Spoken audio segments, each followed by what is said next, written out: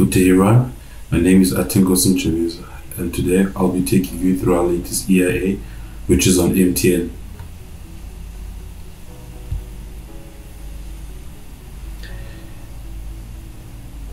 MTN's positive operating momentum continues, driven by structurally higher demand in data and fintech.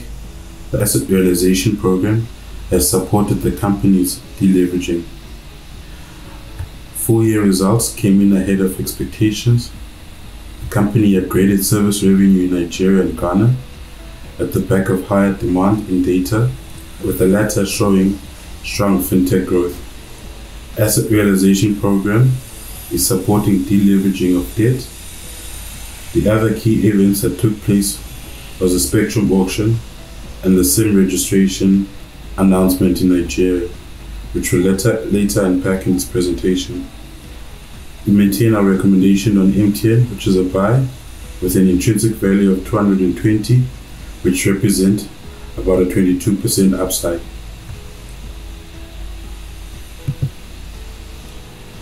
Key events that took place: full year 2021 results came out. There was a good set of results which came in ahead of expectations. On the 17th of March, ICASA concluded the successful spectrum allocation, which we'll later unpack in the next slide. The National Communications Commission in Nigeria implemented the restrictions on all outgoing calls not associated with a national identity number. So those were the three key events that took place. Looking at the results. The results came in ahead of consensus and really driven by strong growth in data. So revenue on constant currency, that's before any translation into South African rands, was up 17.6%. Service revenue was up 18.3%, which is ahead of the group targets of around about 18%. Adjusted EBITDA was up 23.7%, with margins improving from 42.1% to 43%. Adjusted HEPS increased the spread by 26.6%, and dividends were reinstated at 3 rand, and we saw significant improvement in ROE.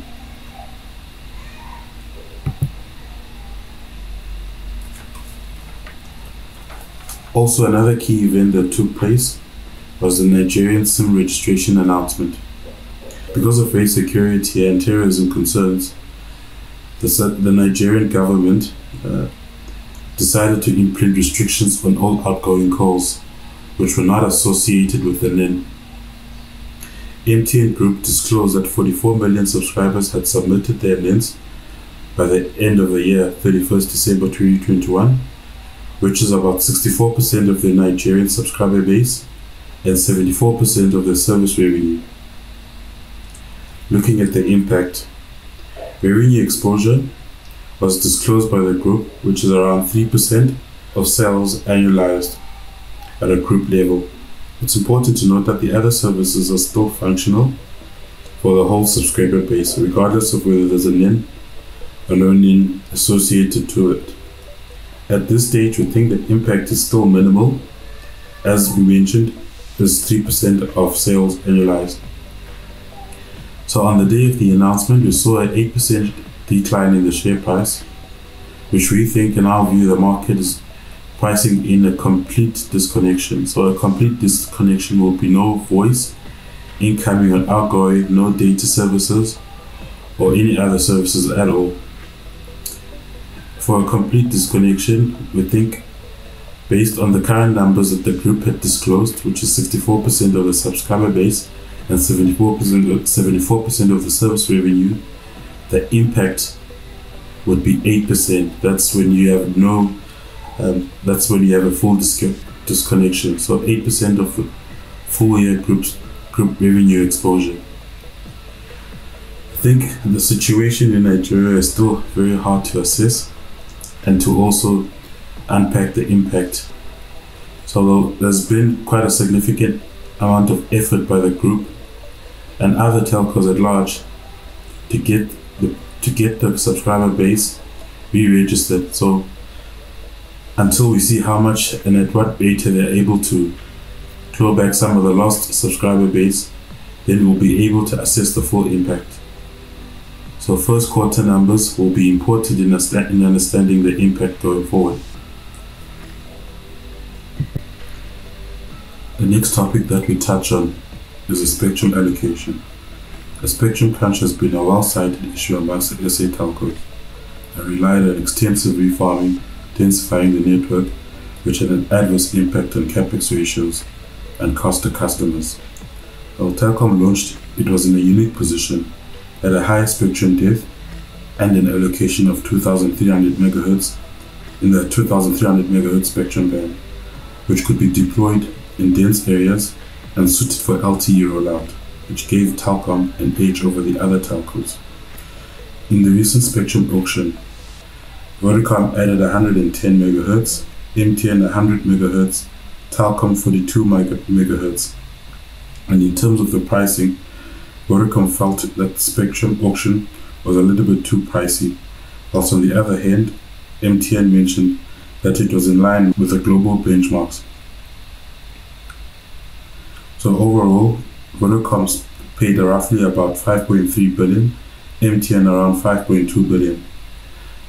And MTN is looking to offset the cost of the 5.2 billion with the proceeds from the recent sale and leaseback which they executed over their towers. Now, Vodacom and MTN are in line with Telkom with respect to the total depth of their spectrum. Vodacom's biggest acquisition was within the 2,600 MHz band, which strengthens their LTE offering. MTN had a more balanced approach, and they acquired within the 2,600 MHz band and also within the 3,500 MHz band, which forms an anchor band, with the latter forming an anchor band for 5G rollout. Telkom acquired within the sub 1 gig and also strengthened within the 3,500 MHz band as well, looking to strengthen their LTE rollout.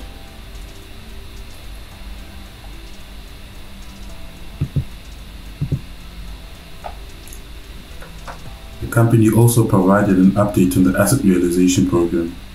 During FY21, the group received a net proceeds of 4.1 billion from MTN Uganda IPO and BICS.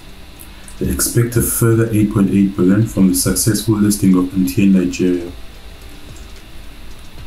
Also in this period, they listed IHS, which MTN holds a key significant stake. A sale and leaseback transaction was executed, and they anticipate a net proceeds of 5.2 billion, and as mentioned, will be used to offset the spectrum acquisition cost. Also in this period, MTN abandoned operations in Syria in the Yemen region and currently are evaluating the exit strategy of Afghanistan to reduce risk coming from these opcos. We see that our ROE has been improving since 2020. Which was at a level of 17%, in 2021 it was 20%, and they're targeting above 25% from 2025 onwards.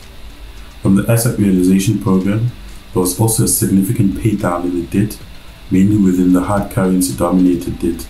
And now, the whole core net debt to EBITDA is roughly at 1 times, which is below the target of 1.5 times.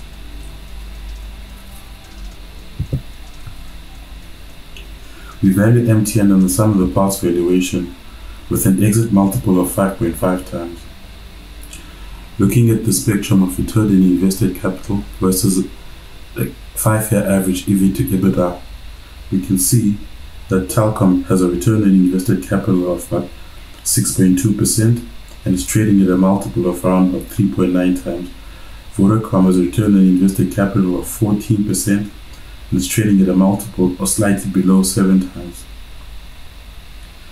So when we think about our multiple that applied exit of 5.5 times, the multiple is higher than Telkom, but lower than Vodacom at 5.5 times for its given return on invested capital of 11%.